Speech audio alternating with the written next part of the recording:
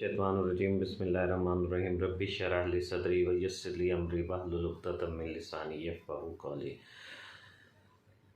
हर शख्स हुकूमत करना चाहता है, हर शख्स हाकमियत चाहता है, अपनी बड़ाई चाहता है, अपनी ताकत का लोहा मनवाना चाहता है।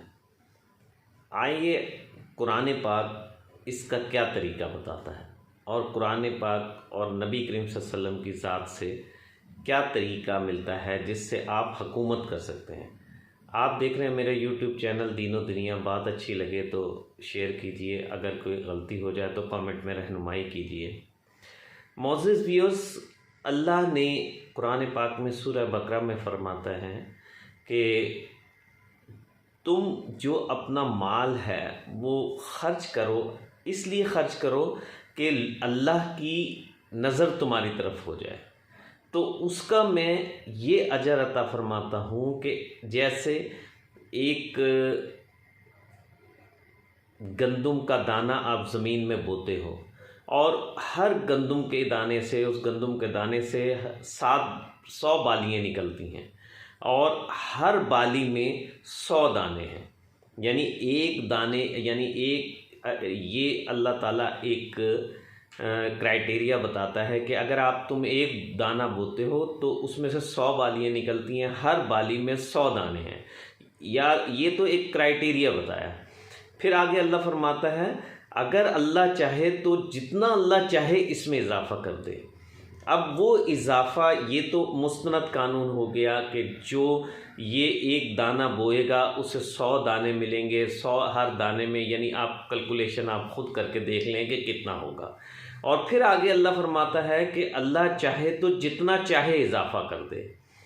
अच्छा, अब वो इजाफ़ा किस चीज़ से करता है? इजाफ़े करने का भी अल्लाह ने कुलिया बताया है और वही कुलिया है हुकूमत करने का। हुकूमत ज़माने पे नहीं होती, दुनिया में नहीं होती, बल्कि दिलों में हुकूमत होती है। दिलों पे राज जो लोग करते हैं वो हुकूमत करते हैं, हमेशा वो हुकूमत में रहते हैं।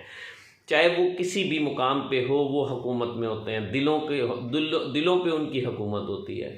और वो कौन लोग हैं किनकी हुकूमत अल्लाह दिलों पे कायम करता है? जो अपना माल और अपनी खिदमात वो सर्व करते हैं, या माल खर्च करते हैं, खिदमात पेश करते हैं, सर्विसेज देते हैं, लेकिन उसके बदले में क्या करते हैं? ना तो किसी पे एहसान जताना चाहते हैं, ना उसका कोई बदला चाहते हैं, ना किसी को तकलीफ़ देना चाहते हैं। और दूसरी चीज़ क्या है? जब क्या चाहते हैं कि अल्लाह की नज़र उनकी तरफ हो जाए। जब आप ये सोचेंगे कि किसी और, दूसरा एक और चीज़ अल्लाह ने फरमाया कि वो उनको देते हैं जिनके ऊपर ना उनका कोई देन बाकी है, यानी ना उन्होंने उनसे कुछ लिया था, ना उनकी तवज्जो चाहते हैं, बल्कि अल्लाह की तवज्जो चाहते हैं, अल्लाह की नज़र अपनी तरफ करना चाहते हैं। मोअज़्ज़िज़ व्यूअर्स, आप ये देखें कुरान में कैसा ज़बरदस्त कुलिया बताया गया। आज हर बंदा चाहता है, अगर कोई घर में है तो घर में चाहता है कि मेरे सब लोग मेरे गर्विदा होने चाहिए। सब लोग, हर शख्स की ख्वाहिश ये है कि मैं दूसरों से अफजल, प्रोमिनेंट होना चाहिए, दूसरों से बेहतर हो नज़र आना चाहिए। ये सारी जितनी तकद्दुएं होती हैं, जितनी कोशिशें होती हैं, अच्छे कपड़े पहनना, अच्छी गाड़ी रखना, अच्छे हुकूमत कायम करना, अच्छा मालो ज़र रखना, बैंक बैलेंस रखना, ये इंसान किस लिए करता है? इसीलिए करता है कि अपने आप को बरतर साबित कर सके, अपने आप को दूसरों से आला और अरफा साबित कर सके। लेकिन कुरान इसका क्या तरीका बता रहा है कि जो सर्विसेज आप दे रहे हैं वो उनको दें कि जिनका आपके ज़ुम्मे कोई देन बाकी नहीं है, यानी उन्होंने आपसे कोई अच्छा सलूक नहीं किया जिसके बदले आप अच्छा सलूक कर रहे हैं। उन्होंने आपको कोई पैसे नहीं दिए जिसके बदले आप उन्हें पैसे दे रहे हैं। उन्होंने आपको कोई कर्ज़ नहीं दिया जिसके बदले आप कर्ज़ दे रहे हैं। और दूसरी क्या, ना आप उनको दे के एहसान रखें, एहसान जताएं, और ना आप उनको इसलिए दें कि आप उन्हें तकलीफ़ दें। अब मोअज़्ज़िज़ व्यूअर्स, गौर करें जब हम किसी से कोई ताल्लुक़ इसलिए रखेंगे कि ना हम उससे कोई बदला चाहते होंगे, ना हम उससे कोई माल व ज़र की तबादला चाहते होंगे, ना कोई उससे एक्सपेक्टेशन रखते होंगे, तो आप एक्सपेक्टेशन रखते होंगे तो फिर आप मुझे बताएं कि वो शख्स जिससे आपने वन वे ट्रैफिक रखी हुई है, तो वो क्या आप उसके दिल पे राज नहीं करेंगे? जब उसके दिल पे राज करेंगे तो वो हुकूमत कभी ख़त्म नहीं होगी, वो हुकूमत हमेशा चलेगी। लेकिन जब आप किसी को अगर ख़र्च करेंगे इसलिए कि मैं इस पे बार बार एहसान जताऊँ, इसे ताना तशनी करूँ, इसको लान तान करूँ कि यार तुम तो तुम्हारे पास तो पैसे नहीं है मैं तुम्हें दे रहा हूँ, तुम्हारे पास तो ये नहीं है मैं तुम्हें दे रहा हूँ, अगर ऐसे करेंगे तो आपके पैसा धेला इज़्ज़त दौलत होने के बावजूद उसके दिल में आपकी मोहब्बत पैदा नहीं होगी, बल्कि दुश्मनी पैदा हो जाएगी, बुग़्ज़ और हसद कीना पैदा हो जाएगा।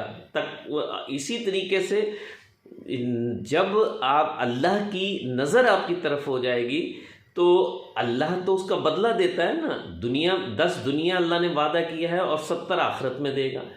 जब तुम किसी को बग़ैर वजह के, बग़ैर किसी एहसान जताए, बग़ैर तकलीफ़ दिए किसी के साथ कोई सर्विसेज प्रोवाइड करोगे, उसको खिदमात मुहैया करोगे, उसको मालो ज़र दोगे, उसको मुश्किलात में काम आओगे, तो अल्लाह तो 10 गुना देगा ना।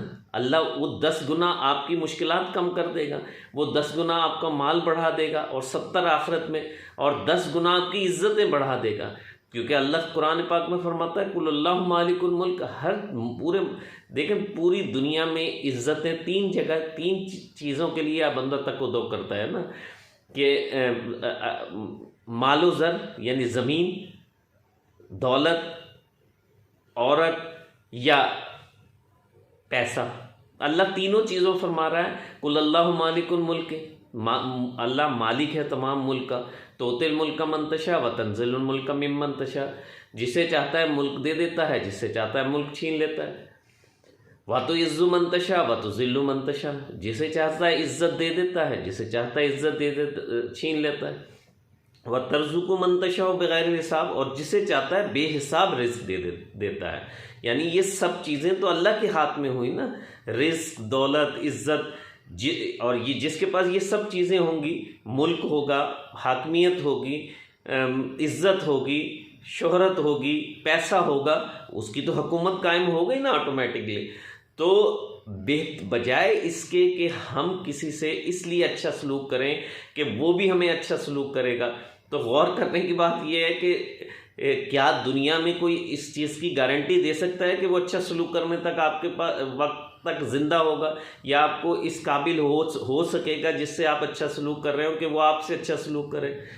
अगर आप उसके लिए करेंगे जो हर वक्त मालिकुल मुल्क है, जो कहता है कि तमाम जिन परिंद चरिंद दुनिया के तमाम मखलूक़ात एक मैदान में इकट्ठी हो जाएं और सब अपनी ख्वाहिशात के मुताबिक मुझसे तलब करें और मैं सबको अता कर दूं, तो मेरे ख़जाने में इतनी भी कमी नहीं आती, जैसे समंदर में से सुई निकाल ली तो वो फिर सब चीज़ें अता कर देगा। तो सर्विसेज प्रोवाइड करें, खिदमात दें तो अल्लाह की रज़ा के लिए, अपना माल खर्च करें तो अल्लाह की रज़ा के लिए। फिर देखें कि अल्लाह ताला कैसी हुकूमतें, कैसी बादशाहियाँ, कैसी ताकतें, दिलों की सल्तनत अता फरमाता है, लोगों के दिलों पे आप राज करेंगे। लेकिन ख्वाहिश फिर भी ये नहीं रखनी, फिर भी ख्वाहिश ये रखनी है कि अल्लाह की रज़ा। जब अल्लाह की रज़ा होगी तो अल्लाह दिलों में मोहब्बतें डाल देता है, दिलों में रौब डाल देता है। अगर चाहे तो कुरान पाक में अल्लाह फरमाता है कि तुमने तो कुछ भी नहीं किया था, मैंने उनके दिलों में रौब डाल दिया और वो अपने घरों को खुद ब खुद ख़राब कर रहे थे। तो ये अल्लाह की ज़ात का एक सौदा है जिसमें कभी खसारा नहीं होता। आप अल्लाह की रज़ा के लिए लोगों के साथ भलाइयाँ करें, अल्लाह तो आपको उसका बदला देगा। जो आपकी ख्वाहिश होगी वो अल्लाह पूरी करेगा। उसके लिए क्या, इसकदा अमरन फ़इन्नमा यक़ूलु लहू कुन फ़यकून, उसने तो कुन कहना है, बस हो जानी। तो कोशिश करें कि जो भी हम सर्विसेज दें, जो भी हम माल खर्च करें, जो भी हम काम करें, वो अल्लाह की रज़ा के लिए करें और अल्लाह की खुशनुदी के लिए करें, ताकि अल्लाह हमें वो सब कुछ अता कर दे जो हमारी ख्वाहिशात हैं। तो मिलते हैं एक और प्रोग्राम के साथ। अस्सलाम वालेकुम व रहमतुल्लाह।